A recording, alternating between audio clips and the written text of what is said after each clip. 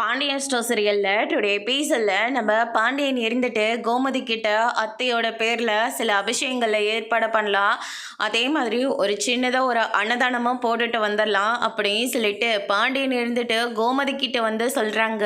நீங்கள் சொன்னதை நினச்சி எனக்கு ரொம்பவே சந்தோஷமாக இருக்குங்க. எங்கே வேண்டான்னு சொல்லுவீங்களோ நான் நினச்சேன்.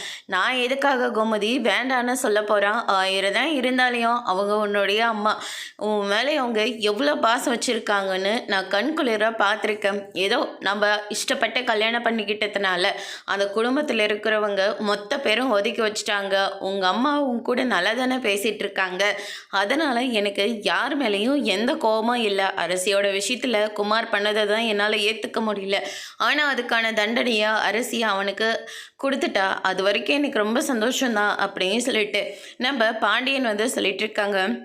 அதுக்கு அடுத்து தான் நம்ம காந்திமதி இருந்துட்டு நேராக நம்ம பாண்டியனை வந்து பார்க்குறாங்க. எனக்கு கடைசி ஒரே ஒரு ஆசைனா அது 3 பேரும் ஒன்றா சேர்ந்து என் பிறந்த நாளை கொண்டாடுறதான்.